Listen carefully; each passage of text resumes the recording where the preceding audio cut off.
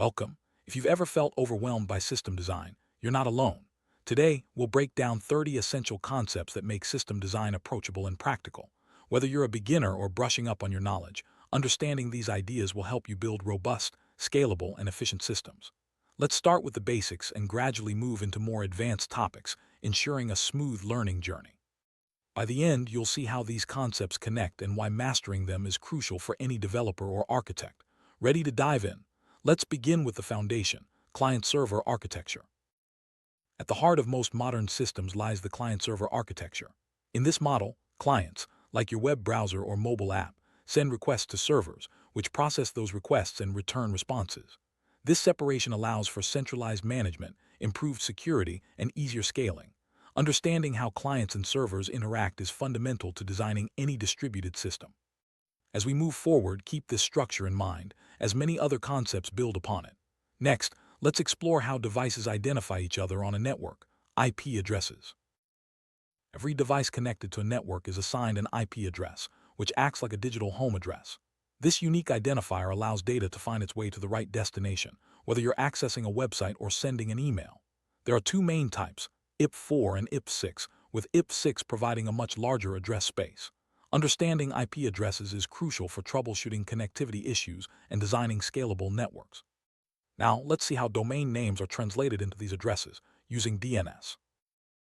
DNS, or Domain Name System, is like the Internet's phonebook. When you type a website name into your browser, DNS translates that human-friendly name into the corresponding IP address, allowing your device to connect to the correct server.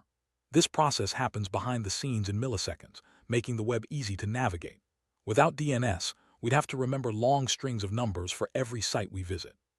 Next, let's look at how proxies and reverse proxies add layers of functionality and security. Proxies act as intermediaries between clients and servers. A forward proxy sits between the client and the internet, often used for filtering or caching requests. A reverse proxy, on the other hand, sits in front of servers, handling incoming requests, load balancing, and adding security layers. Both play vital roles in optimizing performance and protecting sensitive resources. Understanding their differences helps in designing secure and efficient architecture. Now let's discuss latency and why it matters in system design. Latency refers to the delay between sending a request and receiving a response. High latency can make applications feel sluggish, especially in real-time systems like gaming or video calls. Factors like network distance, server processing time, and congestion all contribute to latency. Reducing latency is a key goal in system design, as it directly impacts user experience. Next, let's move on to the protocols that power most web communication, HTTP and HTTPS. HTTP, or HyperText Transfer Protocol, is the foundation of data communication on the web. It defines how messages are formatted and transmitted. HTTPS is the secure version, encrypting data to protect it from eavesdroppers.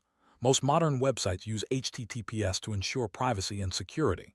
Understanding these protocols is essential for designing secure and reliable web applications. Now, let's see how APIs enable different systems to communicate with each other. APIs, or application programming interfaces, are the bridges that allow different software systems to talk to each other.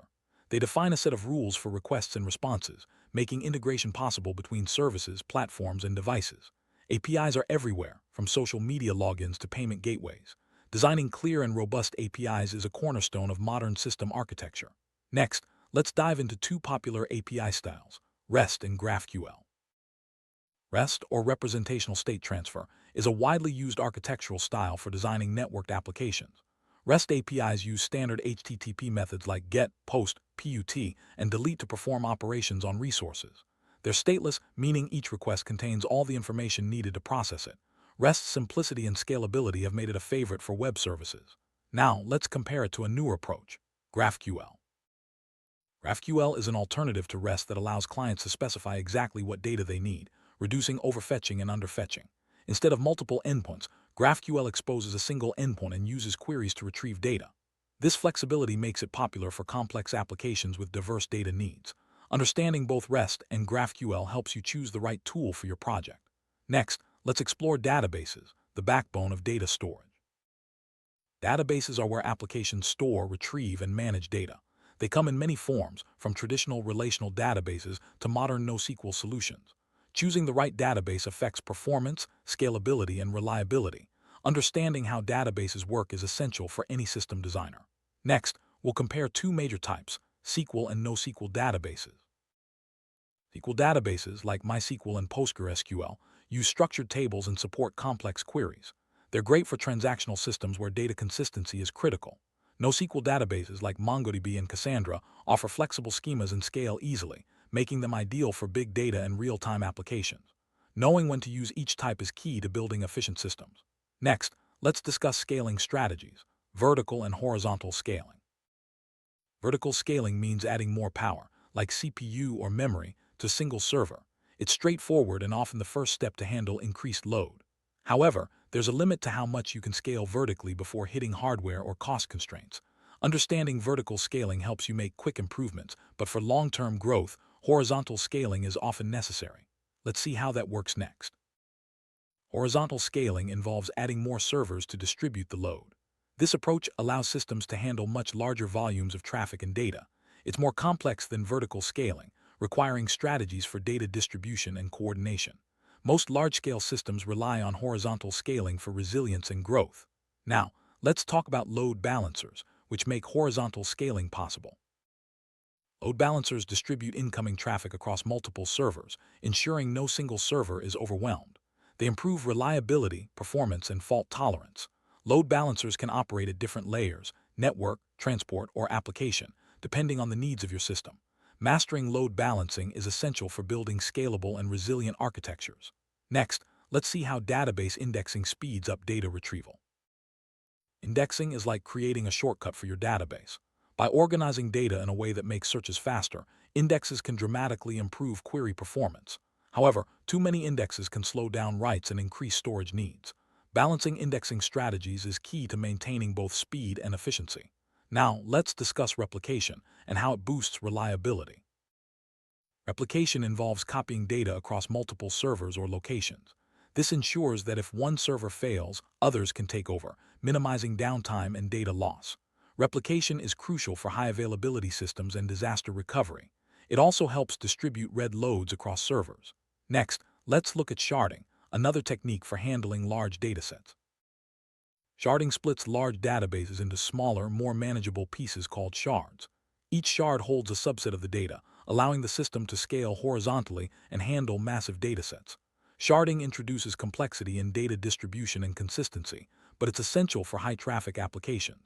Now, let's talk about vertical partitioning and how it differs from sharding. Vertical partitioning divides a database by columns, grouping related data together. This can improve performance by reducing the amount of data read during queries. It's especially useful when different parts of an application need access to different sets of data. Vertical partitioning complements sharding and other scaling strategies. Next, let's explore caching and its role in speeding up systems. Caching stores frequently access data in a fast, temporary storage layer. This reduces the need to fetch data from slower sources, dramatically improving response times. Caches can be placed at various points, client, server, or database. Effective caching strategies are vital for high-performance systems. Now, let's discuss denormalization and when it's useful. Denormalization is the process of combining related data into a single table to reduce the number of joins needed during queries. While it can speed up read operations, it may introduce redundancy and complicate updates.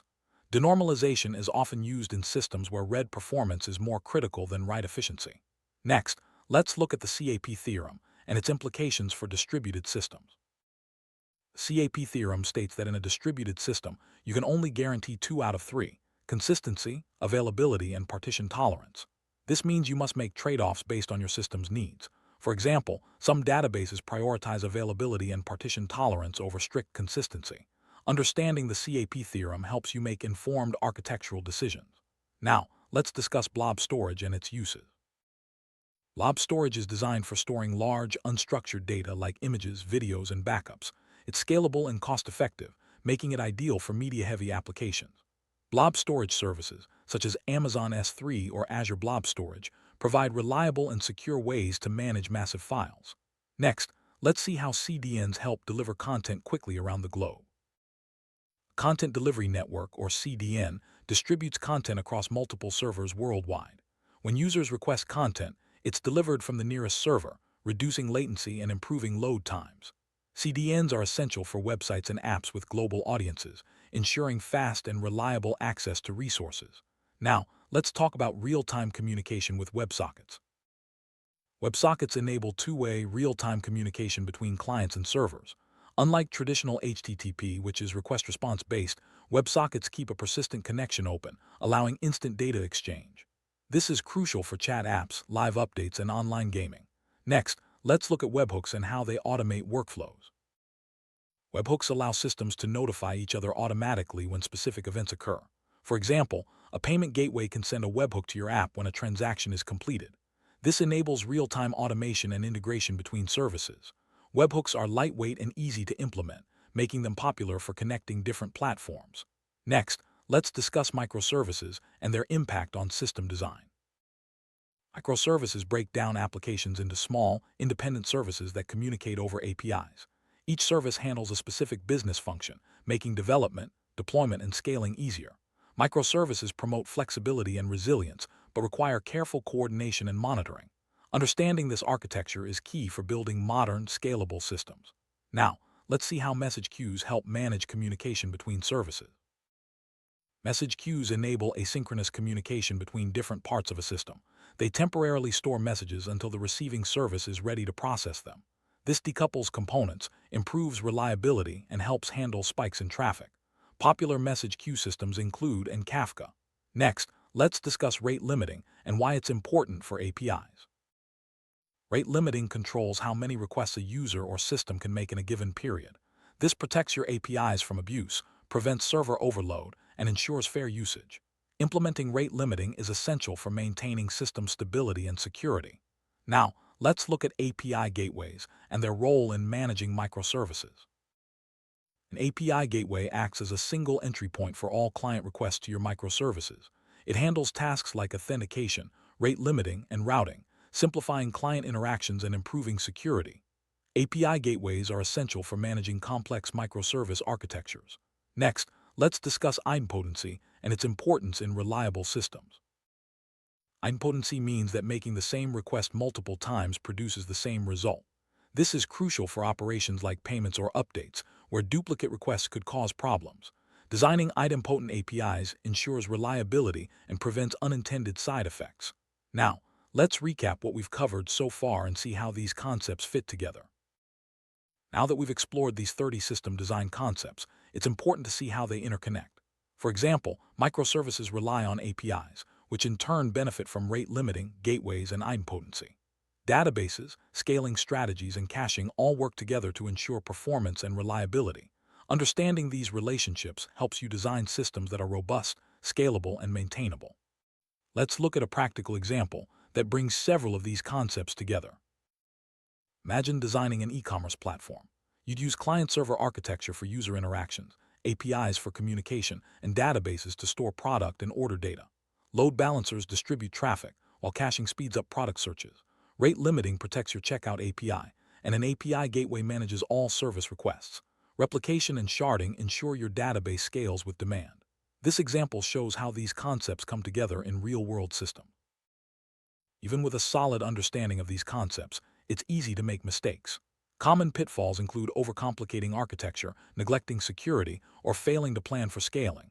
Always start with clear requirements, choose the right tools for the job, and prioritize simplicity. Regularly review and update your design as your system grows. Next, let's discuss how to keep learning and stay updated in this fast-changing field. System design is an evolving field. New tools, frameworks, and best practices emerge regularly. Stay updated by following industry blogs, attending conferences, and participating in developer communities. Experiment with new technologies and side projects to deepen your understanding. Continuous learning is key to staying ahead and building better systems. Now, let's summarize the key takeaways from today's journey. We've covered 30 essential system design concepts, from basic networking to advanced scaling strategies. Each concept plays a unique role in building modern, reliable, and scalable systems. Remember, system design is about making informed trade-offs and choosing the right approach for your needs. Keep these concepts in mind as you tackle new projects and challenges. Next, let's look at some resources to deepen your learning. Further your understanding, explore books like Designing Data-Intensive Applications and online courses on platforms like Coursera or Udemy. Participate in coding challenges and system design interviews to practice your skills. Engaging with open-source projects can also provide real-world experience. The more you learn and apply, the more confident you'll become in system design. Mastering system design concepts doesn't just help you pass interviews, it empowers you to build systems that scale, perform, and delight users.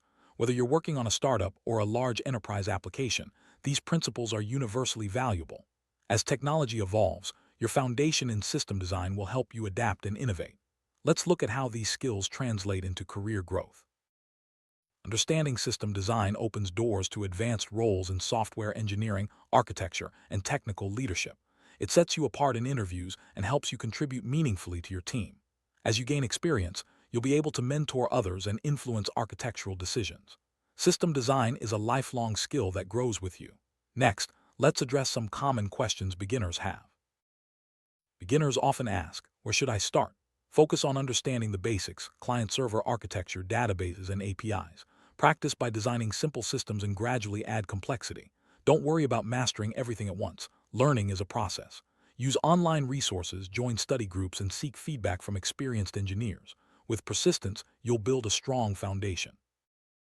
Common misconception is that system design is only for senior engineers. In reality, anyone building software benefits from these concepts. Another myth is that you need to memorize every detail. Instead, focus on understanding principles and how to apply them. System design is about problem solving, not rote memorization. Next, let's discuss how to approach system design interviews. In interviews, you'll be asked to design systems under time constraints. Start by clarifying requirements, identifying bottlenecks, and discussing trade-offs. Use diagrams to communicate your ideas clearly. Interviewers value your thought process and ability to justify decisions. Practicing with real-world scenarios will boost your confidence and performance. Showcase your system design skills by building and documenting personal projects. Share your designs on blogs or GitHub to demonstrate your understanding. Real-world examples make your portfolio stand out to employers and peers. Over time, your portfolio will reflect your growth and expertise in system design. System design is a journey, not a destination.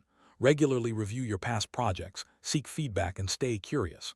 As you encounter new challenges, revisit these concepts and adapt your approach. Continuous improvement will keep your skills sharp and your systems robust. Let's wrap up with a final thought. Congratulations on exploring the 30 key concepts of system design. Remember, mastery comes with practice and real-world application. Use these concepts as building blocks for your next project and don't hesitate to revisit them as you grow. System design is both an art and a science. Embrace the learning process, and you'll be well equipped to tackle any challenge. Thanks for joining this journey and happy designing.